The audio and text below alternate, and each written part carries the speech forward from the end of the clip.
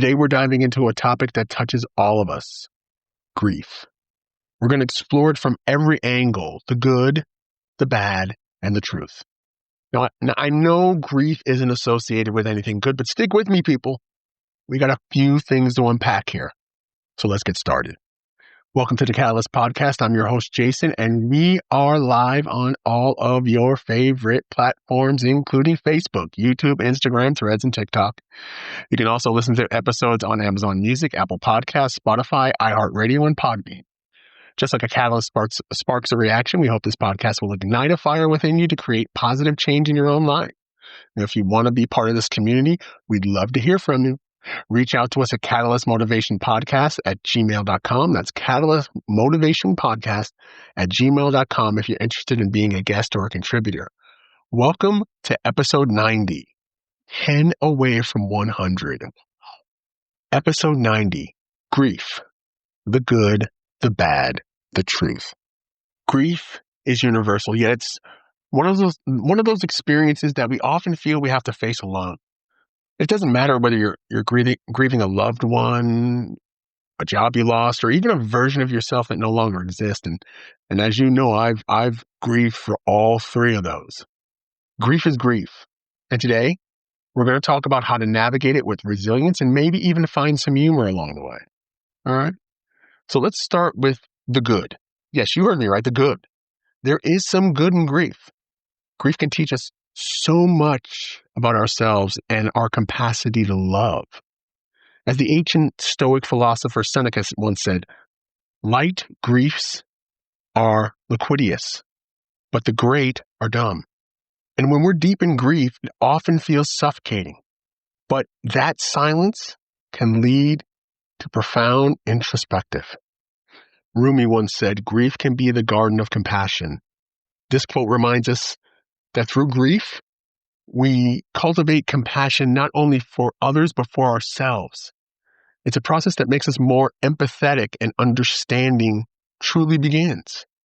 By using something as simple as a gratitude journal, it can help us with this process. So here's what I'd like for us to do, okay?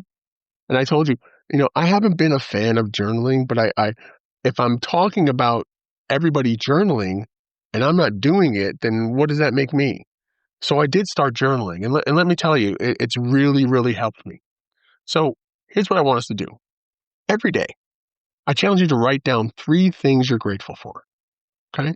And I do this every day. Every morning, I write down 3 things, and then at every night, I write down 3 things, all right?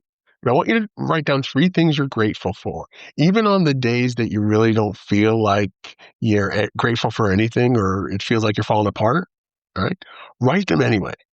What this is going to do, it's going to help you shift your focus from loss to the abundance of what remains.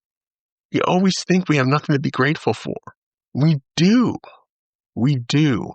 It doesn't have to be something big and tremendous. It could be something simple. Something like just getting up in the morning, being able to open up your eyes and get out of bed, being grateful to be able to, make this podcast or go to work and help someone or open up a door for somebody, anything. Just know that there are things in your life that you should be so grateful for and appreciate so much, right? So let's use that for our good. Now let's get into the bad, okay? Grief can be messy, complicated, and downright painful. It's not something that you can just get over. Trust me. We've talked about it. I've shared on this podcast, especially the early beginnings of this podcast, right? And if it were, we'd all have done it by now. If it was easy to get over, right? The thing about grief is that it's not linear. It hits you in waves, right? Sometimes those waves feel more like tsunamis, but they come at you out of nowhere, right? Here's a key quote from Queen Elizabeth. Grief is the price we pay for love. This quote is a stark reminder that grief is an intrinsic part of the human experience. Without love, there is no grief. But without grief, we never truly understand the depths of love. So here's an exercise we're going to use for the bad part of grief. We're going to write a grief letter. We're going to write a letter to our grief. We're going to let it know how we feel, what it's taken from us, and what it's taught us. By doing this, it allows you to externalize your emotions and process them in a constructive manner. All right? So just be honest with it. Be honest with the pain of this grief. Pour it out. Show it what is done to you and let it be released by sharing that pain. Okay, now let's talk truth. All right? Let's talk truth. The truth is, grief is a lifelong journey and it doesn't have an expiration date. You don't wake up one morning and stress and say, hey, oh, wow, I'm done grieving. Oh, that's great. Right? That's not reality. But here's the thing. It changes over time. It becomes part of who you are. It's woven into the fabric of your being. I love this quote from C.S. Lewis. No one ever told me that grief felt so like fear.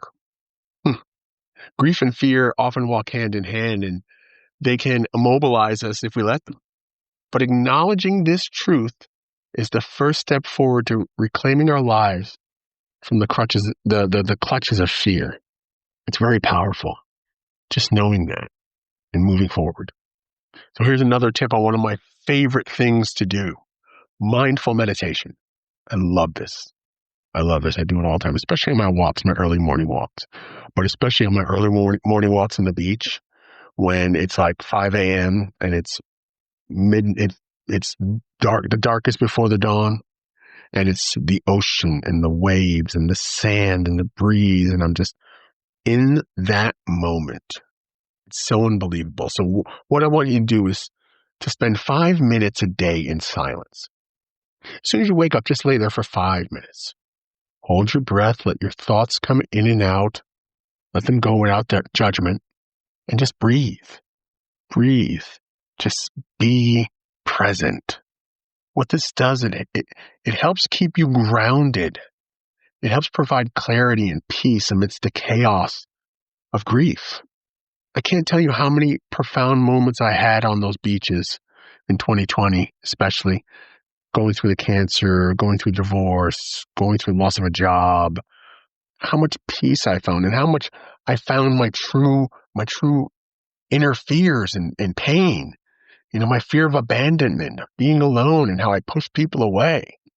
It really helps become in touch with yourself and really, really find out who you really are. Okay. All right. So we've gone through all that stuff. Let's sprinkle a little humor in this. Okay.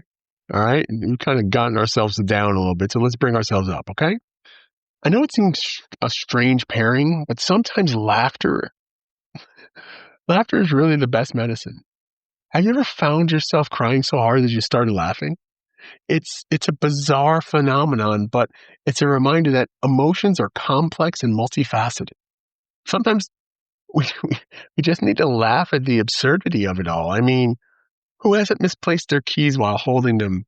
Or there's that one thing I saw on TikTok or something where the husband sends a picture of the wife's phone saying that she left her phone. And she comes back to get it. You ever see that one? I like that's a cute one. That's a cute one, right? But I've been like that too. I've been, looking for my glasses that are on my face, right? Or accidentally sending a text or a chat to the wrong person, right? Life is full of these moments, and sometimes they happen even in the midst of grief. So take a moment to embrace them. Take a moment to embrace them and find how those small little pieces of silliness can really change your perspective. So as we wrap up today's episode, I want to leave you with a few final thoughts. Grief is a testament to the depth of our love. It's a journey that shapes us, challenges us, and ultimately transforms us. Remember, be kind to yourself on this journey. It's okay not to be okay sometimes. I encourage you to try out these exercises we discussed today. Whether it's the gratitude journaling, writing your letter to your grief, practicing mindful meditation, Any one of these tools can help you navigate yourself on this journey of grief. All right. Now, if you have any stories or tips on how you've dealt with grief, I'd love to hear from you. Reach out to us on social media or drop us an email at catalystmotivationpodcast@gmail.com. Let's support each other and share our human experience. And don't forget to like and subscribe to the podcast for more motivational content like this. You can find us on Apple Podcasts, Spotify, or wherever you find your podcasts. And while you're there, give us a review, spread the word.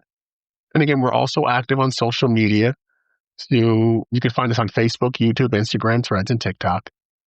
I want to take this time to thank you so much for listening to episode 90. We have done 90 episodes. We're coming up on 2 years of doing this.